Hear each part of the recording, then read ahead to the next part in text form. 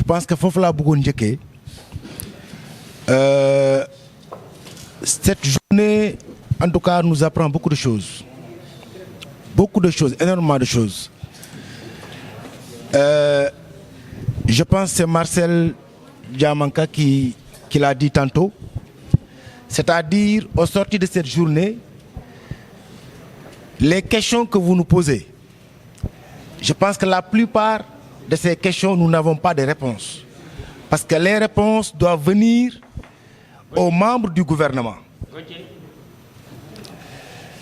Maintenant, nous, notre rôle, c'est de transmettre effectivement vos préoccupations, les préoccupations de la population coldoise.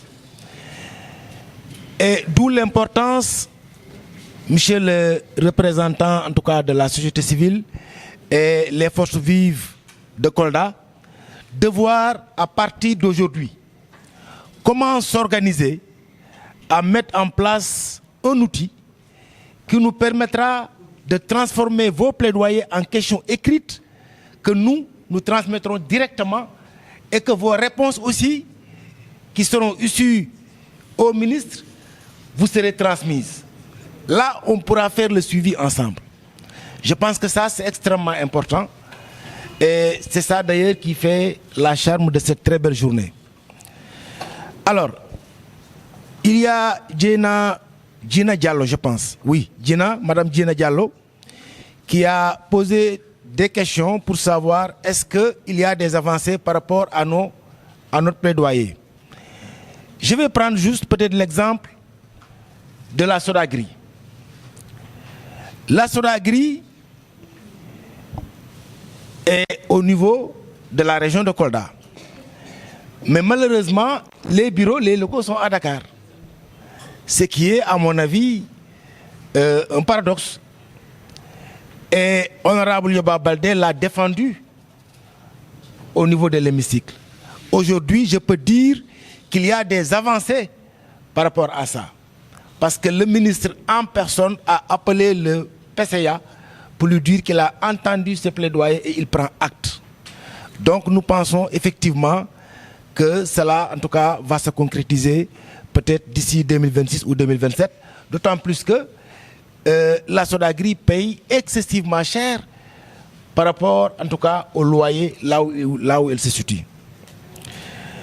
Même également par rapport à certains villages qui n'ont pas d'électricité, nous recevons souvent des messages de la population pour dire que, en tout cas, après votre communication, voilà, nous avons reçu de l'électricité il y a juste une semaine ou il y a juste 2 semaines. Donc pour dire, en tout cas, que certains plaidoyers ont pu porter leurs fruits. Qu'est-ce que nous prévoyons par rapport à la transformation des produits locaux? Je pense que je l'ai dit tantôt lors de ma présentation. La problématique majeure que nos transformatrices ont, c'est le problème d'octroi ou le problème d'obtention du code FRA. Parce que quand un produit n'a pas de code FRA, ce produit-là ne peut pas être exposé au niveau des grandes surfaces. C'est ça la vérité. Donc on peut peut-être faire, il y a une femme transformatrice qui peut faire peut-être des jus, des bonbons, des trucs, etc. Mais il ne peut pas l'exposer au niveau des grandes surfaces. Il ne peut même pas l'exporter à l'étranger. Parce qu'il y a cette problématique-là. Nous avons essayé de discuter avec les acteurs, notamment le ministère de l'Industrie. Nous avons également parlé avec le secrétaire d'État chargé des petites et moyennes industries, secrétaire d'État chargé des petites et moyennes entreprises, pour que effectivement qu'on puisse intégrer cet dispositif ou ce dispositif d'octroi de FRA à l'Institut de transformation alimentaire qui est l'ITEA. Nous l'avons parlé tantôt. Moi je pense même que en tout cas ce genre d'instruments doivent être décentralisés. Parce que quand on parle de transformation, je pense qu'ici en Casamance, notamment à Kolda, nous avons énormément de produits qu'on peut transformer, en tout cas le valoriser et permettre à nos jeunes et aux femmes de trouver du travail. Alors, par rapport également à la Sonacos, je pense que le problème d'arachide, les gens en parlent. Nous, personnellement, on a reçu énormément de plaidoyer venant en tout cas de la population locale. Ce qu'il faut dire peut-être c'est que le pays est dans une logique de développement de son industrie. C'est ainsi que la Sonacos achète d'abord son stock avant qu'on ouvre la frontière. Je pense que ça aussi, il faut le noter parce qu'auparavant, en tout cas avant la venue de son Excellence le Président de la République Bassirou Diomaye, on voyait peut-être les arachides sortir du territoire sénégalais. Et en plus, le budget vient d'être également voté, qui est de 50 milliards pour l'achat de ces arachides-là. Donc après le vote du budget, il y a la mise en place, les placements, etc. Jusqu'à ce que cela puisse, en tout cas, être servi au niveau des opérateurs. Et je pense que, compte tenu de tout ça, je pense que dans les jours à venir, la Sonacos va injecter 15 milliards pour booster, en tout cas, la commercialisation. Il faut aussi se féliciter. Il faut également se féliciter par rapport, en tout cas, à la Sonacos de Kolda, qui fonctionne, en tout cas, depuis 12 mois sur 12 et qui aujourd'hui crée aussi de l'emploi. Je pense que ça aussi, c'est des actes, en tout cas, à féliciter par rapport à la Sonacos. Maintenant, par rapport aux questions spécifiques, il y a aussi Dalanda Diallo Sesaya, qui parle effectivement que la jeunesse est l'avenir de notre pays. Oui, effectivement, la jeunesse est l'avenir de notre pays. Par rapport aux enfants qui sont au niveau de la rue, je pense que ce qu'on peut faire, je le répète encore une fois, mais je peux peut-être parler de ce que j'ai vu par rapport aux politiques du gouvernement. Je pense que du côté de l'inclusion, surtout du côté des personnes vivant avec les handicaps, il y a beaucoup d'efforts, en tout cas, qui sont en train d'être faits par le gouvernement. Mais comme j'ai dit tantôt, s'il y a des problèmes spécifiques, chacun parmi nous peut être un député là où il est. Il n'a qu'à formuler sa question ou sa préoccupation. On va essayer de s'organiser avec les forces vives de la nation, la société civile, les acteurs qui sont là, pour que nous soyons le relais entre vous et les membres du gouvernement, peut-être, qui vont régler certaines problématiques. Bon, il y a aussi Ouri qui a parlé des problématiques des déguerpissements. Là aussi, il faut qu'on se le dise, hein, parce qu'il y a une loi déjà qui interdit l'occupation anarchique de la rue. Donc quand quelqu'un occupe une rue qui appartient à tout un chacun, la loi l'interdit et c'est même pénal. Ça aussi, il faut qu'on se le dise. Est-ce qu'on va continuer à occuper les rues de manière anarchique, laisser chacun faire ce qu'il veut, transformer toutes les routes en marché, ou on doit s'organiser pour que, quand même, remettre de l'ordre, en tout cas, dans nos communautés. Alors, ce n'est pas aussi joli de déguerpir quelqu'un et de le laisser comme ça.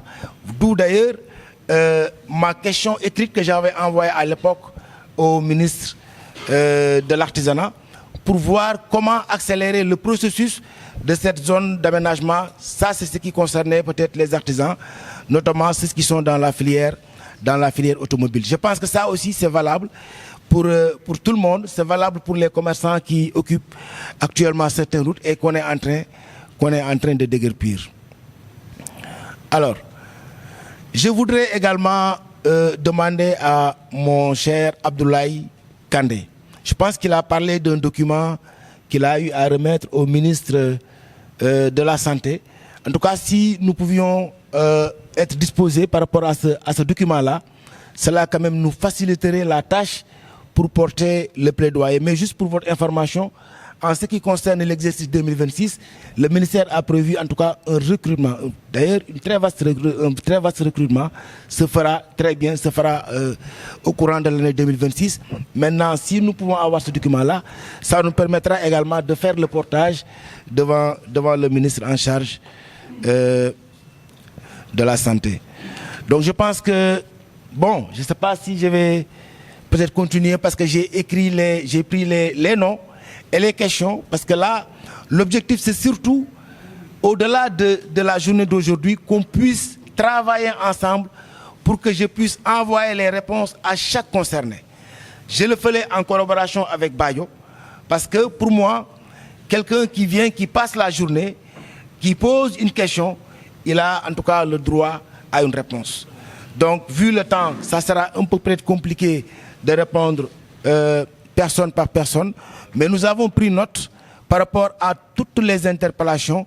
Ce que je voudrais peut-être terminer, M. Bayo, je pense que, comme je l'ai dit tantôt, il faudrait qu'on essaye de trouver en tout cas un cadre qui nous permettra de finaliser toutes les préoccupations de la population coldoise, de transmettre les questions écrites, si c'est des questions orales, même on peut même aller au-delà de ça. Et je suis preneur par rapport à ceux qui pensent qu'on doit continuer ou pérenniser ces genres d'activités, soit 3 mois, soit 6 mois, tout dépendra de vous. En tout cas, je sais que l'honorable Ndeye Marie aussi est disposé, de même que l'honorable Yoba Baldé, pour qu'on puisse de manière régulière, en tout cas venir vous dire ce qu'on est en train de faire pour la population, mais également recueillir vos préoccupations que nous essaierons de porter au plus haut niveau. Je voudrais vraiment vous féliciter une fois encore, féliciter l'ensemble des personnes qui ont eu à prendre la parole par rapport à cette brillante, en tout cas, ces brillantes interventions qui ont eu à être dégagées. Vous avez démarré à répondre à cette question. Alors, je pense que si aujourd'hui nous sommes toujours là, et c'est effectivement pour honorer en tout cas notre engagement par rapport à cette journée dont nous avions en tout cas tout fait pour être là, y participer, écouter la population. J'ai juste pensé que comme nous sommes deux, j'allais peut-être laisser l'honorable député répondre aux autres questions pour ne pas peut-être tirer en tout cas cette journée en longueur. Et je l'ai dit tantôt, soit si vous voulez, vous pouvez m'écrire, vous pouvez m'appeler, vous pouvez demander en tout cas à nous recevoir ou même me déplacer pour que vous puissiez en tout cas avoir vos préoccupations. Maintenant, concernant Amadou Sow, il a demandé combien de questions écrites nous avons envoyées. Je pense que lors de ma présentation, je l'ai dit, me concernant, j'ai envoyé 3 questions écrites. Les 2 concernent le ministère de l'Artisanat et une question concerne le ministre de la formation professionnelle dans le cadre du PEJA. Donc il a parlé également d'une meilleure organisation. Là également, nous prenons acte, mais je l'ai dit peut-être à l'entame de mes propos, et ça aussi avec toute modestie, honorable Ndeye Marie et honorable Yoba Baldé, peut-être leur exigence de redevabilité, y compris ma personne, peut-être ça sera au niveau du département de Kolda, mais là aussi, je vais d'ailleurs entamer un travail comme je l'ai fait actuellement au niveau de Kolda dans les 46 départements. Dieu l'a voulu ainsi et je rends grâce à Allah parce que c'est peut-être ma posture ou la posture que j'occupe et je défends au niveau de l'hémicycle. Donc, ce même exercice, je le ferai en tout cas au niveau national. Par rapport également à Elage CCA qui nous invite à faire un tour au niveau du conseil du centre, conseil adolescent. En tout cas, il a aussi demandé à ce qu'on fasse un plaidoyer pour les pères éducateurs. Je pense que, en ce qui me concerne, personnellement, j'ai quelque chose qui me lie avec le CCA. Et mes 3 filles ont tous passé par le CCA. Et aujourd'hui, je rends grâce à Allah, qui peut-être l'aînée fait peut-être la dernière année à l'université, celle qui la suit est actuellement au niveau de l'ENEA, la 3e fille également qui a même occupé le poste des jeunes filles de Ndiobène, actuellement fait la 2e année au niveau de la France. Donc, je connais un peu ce que le centre conseil ado peut en tout cas contribuer à l'éducation des jeunes filles. Donc ça, je vous le dis et je vous le garantis, nous ferons de notre mieux pour que ces pères éducateurs-là, d'ailleurs j'ai même échangé récemment avec le père éducateur national qui m'a invité à prendre part à un forum au niveau de Dakar. Donc ça, nous ferons tout notre possible pour que ces pères éducateurs soient en tout cas intégrés à la fonction publique. Concernant Abdoul Baldé, on n'a pas vu de gouvernement Bon, c'était, je pense, par rapport à l'arachide. Je pense que ça aussi, j'ai un peu fait en tout cas, j'ai amené une réponse par rapport à ça. Par rapport à l'université de Kolda, je pense que l'honorable Ndeye-Marie est revenu là-dessus. Nous avons une antenne. J'ai eu peut-être la chance de connaître celui qui était le directeur des infrastructures universitaires. J'ai travaillé avec lui parce que moi également, je suis dans le BTP depuis presque 6 ans. Au moment du passage du ministère des Infrastructures, c'est dans la salle qu'il m'a envoyé un message pour me dire qu'il était dans la salle. J'avais juste vu une nomination d'un certain Aloussen, mais je ne pouvais pas imaginer que c'était l'ingénieur avec qui j'ai eu à travailler. Alors, après la séance, je l'ai approché, il m'a dit qu'il était même venu à Kolda dans le cadre de réhabiliter au niveau du... non, d'abord, là où actuellement ils sont, là, au niveau de l'école au CRPE, il a réhabilité le CRPE pour les permettre, en tout cas, de démarrer. Mais la peinture, oui. Oui, la peinture. Alors, il faut également reconnaître une chose. Il y a un problème par rapport aux universités. Parce que ça aussi, peut-être, c'est désolant de le dire, il y avait une surfacturation des universités sur le niveau national. Lui-même, Aloussen, le directeur, l'ancien directeur, parce que récemment, il y a juste 15-21 jours, il est devenu le directeur des infrastructures routières. Ce qu'il m'a dit, c'est qu'il a renégocié l'ensemble des travaux universitaires, qui a une surfacturation de 5 milliards. Ça, on ne pouvait pas laisser ça passer. Donc, pour le suivi au niveau de l'université de Kolda, je pense que nous ferons le nécessaire pour que l'antenne de Kolda puisse en tout cas être réceptionnée. Soumoudou Guelowar, je pense que nous avons aussi entendu votre préoccupation concernant le bureau du passeport de Kolda. Je pense que là également, nous ferons notre mieux pour que les travaux puissent terminer et que Kolda puisse avoir son propre centre. Par rapport au centre culturel, je pense qu'il y a peut-être une incompréhension parce que lorsque le ministre était venu là-bas, mes collègues ont pris la parole et ont défendu par rapport, en tout cas, au centre culturel. Mais je le disais tantôt, tout ça, on ne peut pas le régler dans une seule journée. Ce n'est pas également nous qui allons prendre peut-être des notes de service pour dire que tel directeur va faire ça ou affecte ça. Donc nous, ce qu'on peut faire actuellement, c'est qu'on a écouté, on a bien noté et on a bien entendu. Nous allons faire le suivi ensemble. Ce que nous sommes en train de faire là, désormais, à partir d'aujourd'hui, vous serez chaque minute, chaque heure, chaque jour, c'est les actes que nous sommes en train de poser au niveau de l'hémicycle, les questions écrites que nous sommes en train d'écrire aux membres du gouvernement pour qu'on puisse faire ensemble le plaidoyer. Alors, il y a aussi M. Kamaraoui du Forum civil qui parle d'une tournée, qui a parlé d'une tournée dans le département. Nous magnifions déjà votre engagement, je pense qu'en tant qu'acteur de la société civile, à faire ce travail-là. Je pense que ça sera un très grand plaisir de recevoir le document. En tout cas, je serai très ravi de recevoir le document avec mes collègues députés, que nous essayerons également de porter pour faire les plaidoyers au plus haut niveau. Vous avez également parlé d'un dépôt de bois à Kolda. Effectivement, j'ai reçu énormément de doléances par rapport à cette problématique. Étant également un élu membre du bureau de la Chambre de métiers de Kolda, vous imaginez que je reçois tout le temps des appels par rapport à cette problématique-là. Et ça aussi, c'est dû peut-être aux coupes de bois, peut-être qui étaient un peu, que les gens faisaient de manière anormale. Et voilà, le président de la République avait pris à l'époque un décret pour interdire tout ce qui est coupe de bois.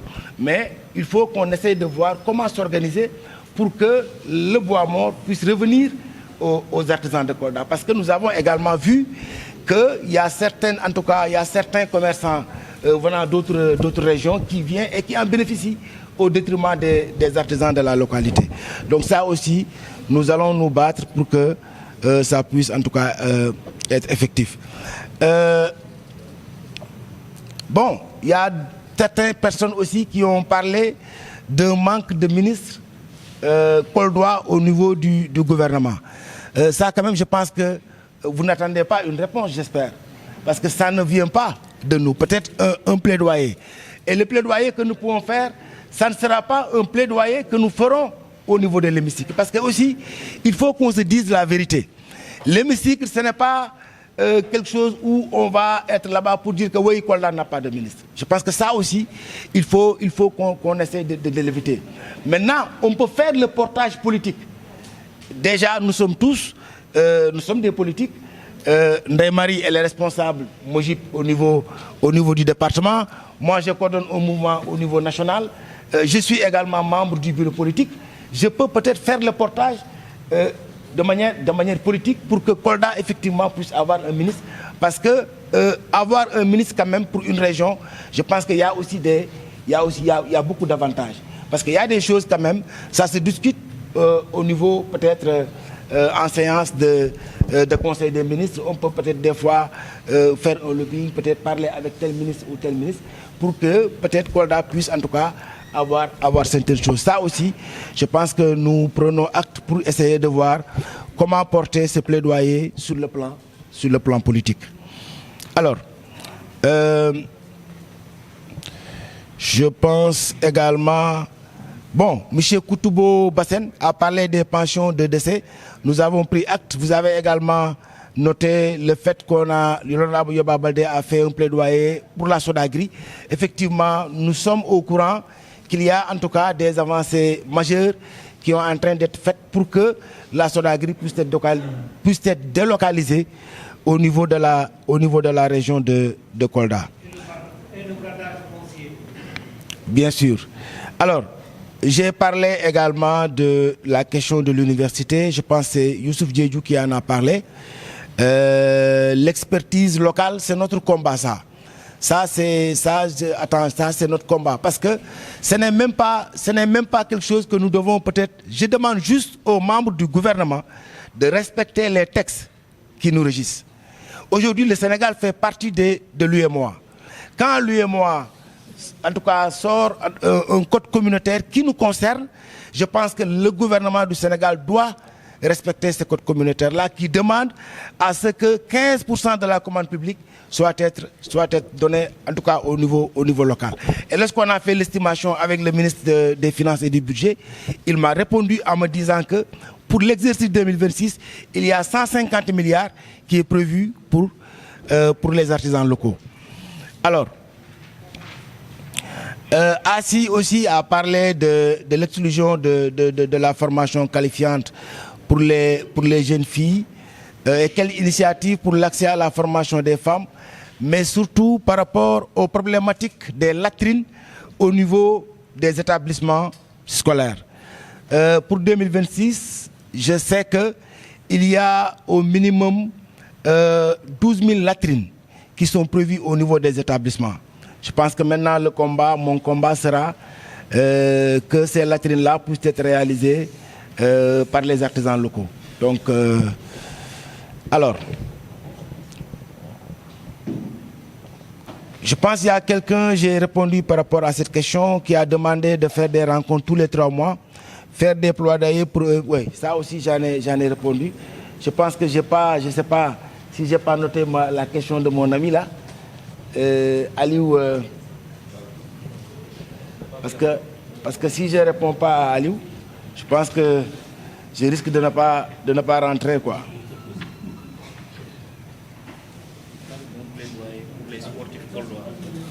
Non, en fait, non. J'ai même retenu qu'il a quand même parlé de le fait que un député puisse parler du pont de Bingarabé. Je pense qu'on l'a dit tantôt. Nous, on peut s'expliquer, hein, on peut se dire, oui, je suis un député du département tel ou du département tel, parce qu'on a été investi dans telle ou telle localité. Mais lorsqu'on est député, lorsqu'on est élu, on est député du peuple. On ne peut pas interdire à quelqu'un de parler pour telle localité. Et aujourd'hui, on voit Guy Marius Sagna, il a été investi pour Ziguinchor, mais on le voit intervenir partout au Sénégal. Donc, est-ce qu'on peut interdire à quelqu'un de parler pour Binguérébé? Je ne pense pas. Quand Yoba Baldé peut-être s'exprime en poulard, mais peut-être il le fait pour montrer à sa population qu'effectivement, je suis en train de faire un plaidoyer pour tel ou tel. Et aussi, au niveau de l'hémicycle, il y a des traducteurs automatiques. Même quand vous parlez serré, quand vous parlez peul, celui qui veut comprendre ce que vous dites, il va juste monter son écouteur. Donc pour moi, ça, il n'y a pas tellement de difficultés. Maintenant, pour revenir au plaidoyer par rapport aux sportifs, qu'est-ce que nous avons prévu, etc. C'est ce que je disais tantôt.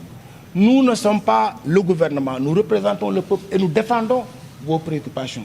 Vous et moi, si vous avez des préoccupations par rapport à un tel secteur, vous pouvez nous dire, écoutez, nous avons telle préoccupation parce que nous ne pouvons pas être partout. Ce n'est pas possible, même si nous voulons. Voilà ces genres de rencontres que nous devons saluer et que chacun s'y mette, amène sa réflexion, sa contribution pour qu'on puisse voir demain un Kolda émergent, un Kolda qui sera en tout cas au bénéfice de tous les Koldois, un Kolda que nous rêvons, un Kolda que nous voulons quand même voir pendant notre mandat, parce que nous nous sommes battus depuis très longtemps pour que le pays puisse changer, mais on va le faire ensemble. Ça ne sera pas nous seuls en tant que parlementaires, mais vous également, on attend votre contribution. Je vous remercie. Merci.